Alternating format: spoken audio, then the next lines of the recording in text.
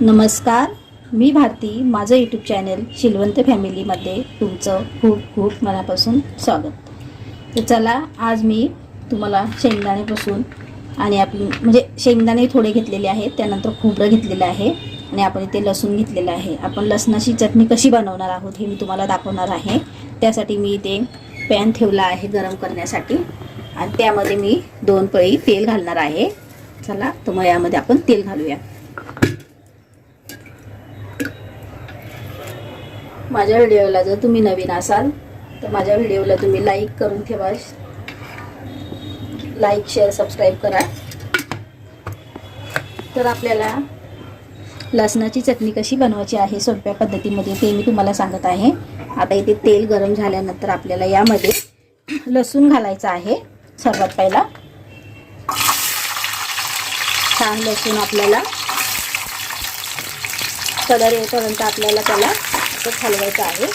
Brown colour झाल्यानंतर आपल्याला त्याला तेलातून काढायचं आहे. चला, छान आपण त्याला फ्राय करून घेऊया. लसूण जो असतो ना आपला, त्याला असं हलवत राहायचं आणि त्यानंतर लगेच त्याला काही एवढा वेळ लागत नाही ब्राऊन कलर व्हायला. हे बघा, आपला लसूण चांगला फ्राय झालेला आहे. आपण त्याला काढून घेऊया.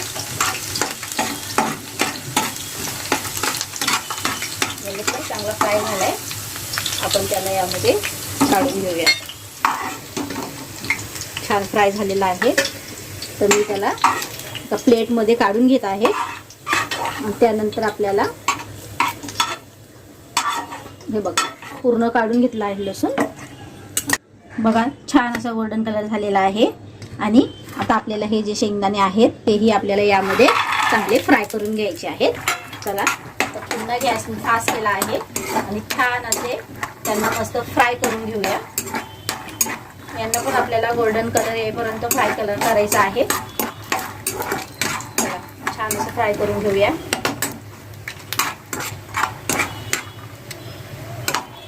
बघा, शेंगदाण्याला किती मस्त कलर सुटला आहे, ब्राऊन कलरचे झालेले आहे. तर आपल्याला खूप जास्त पण नाही करायचे, तर आपण त्यालाही लसणाच्या याच्यामध्ये काढून घेऊया. आणि लसणाचा एवढा छान वास सुटला आहे ना, खूपच सुगंध वास येतोय. चला, याला पूर्ण आपण काढून घेऊया शेंगदाण्याला. बघा, लसणाचा मस्त गोल्डन कलर आणि ब्राऊन कलर आलेला आहे शेंगदाण्यांचा. आणि छान आता आपण ह्यामध्ये आता खोबरं घालूया. पहिला तर आपण कढीपत्ता घालूया, त्यानंतर खोबरं घालूया आणि याला पण आपण छान असं तेलामध्ये फ्राय करून घेऊया. एकदा तुम्ही ही चटणी बनवून बघा, छान लागते खायला. 2 चपाती तुम्ही जास्तच खाणार. आणि कढीपत्ता बघा मस्त असा छान. कढीपत्त्याची चव ही जर चटणीला असेल ना, खाताना खूप छान लागते. त्यामुळे कढीपत्ता तुम्ही यामध्ये घालात चटणीमध्ये. कुठेही जर तुम्हाला समजा जर मसाला टाकायचा असेल तर तुम्ही मसाला चटणीमध्ये टाकू शकता. किंवा जर तुम्हाला मसाला नको आहे तर तुम्ही यामध्ये आपली लाल मिरची असते, हे तुम्ही घालू शकता. लाल मिरची थोडी गरम करून. मी गॅस बंद केला आहे. आणि आपला हे खोबरा जो आहे ना, हा बघा छान असा कलर आला, ब्राऊन कलर, तोही आपण यामध्ये काढून घेतो. हे बघा, जेवढं आपण घेतलेलं तेवढं सगळं आपण फ्राय करून घेतलेलं आहे. आणि आपल्याला ही चटणी बनवल्यानंतर चटणीला आपल्याला फोडणी वगैरे देण्याची काहीही गरज पडत नाहीये. तर आपण यामध्ये ॲड करणार आहोत.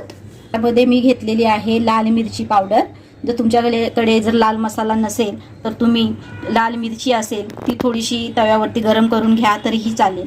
तर हे बघा, छान असे मोठे मोठे 2 चम्मच मी यामध्ये ॲड केले आहेत. तर तुम्हाला जास्त तिखट आवडत असेल तर तुम्ही आणखी याच्यामध्ये मसाला घालू शकता. त्यानंतर इथे जे मीठ आहे ते आपल्या चवीनुसार आपल्याला घ्यायचं आहे. आणि थोडंसं जिरं घालूया.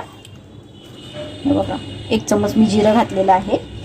जिरं आणि कढीपत्ता जर घातली ना तर ही चटणी खूप छान होते. तर मग आपण हिला आता मिक्सरमध्ये वाटून घेऊया. हा जो मी मिक्सरचा भांडा घेतलेला आहे यामध्ये मी असं सगळं मस्तपैकी याला मिक्सरमध्ये बारीक करून घेते. तर हे बघा, आपली जी चटणी आहे खूप छान आपण अशी बनवलेली आहे. हे बघा, आता हिला आपल्याला फ्राय वगैरे तेलात करण्याची काहीही गरज नाही आहे, कारण की ऑलरेडी आपण तिला तेलामध्ये फ्राय केलेली आहे. तर ही बघा, ही झाली माझी चटणी. तुम्ही पण अशी चटणी बनवून बघा, खूप छान लागते. आणि ही चटणी तुम्ही नाही म्हणताना 15 ते 20 दिवस तुम्ही तुमच्या फ्रीजमध्ये ठेवू शकता. आणि ही खूप छान लागते. तुम्ही एकदा बनवून बघा, अशा पद्धतीची चटणी बनवून बघा, खूप छान लागते. भाकरीसोबत, चपातीसोबत, कशाही सोबत तुम्ही खाऊ शकता. त्यामुळे जर माझा व्हिडिओ आवडला असेल तर माझ्या व्हिडिओला लाईक, शेअर, सबस्क्राईब करायला विसरू नका.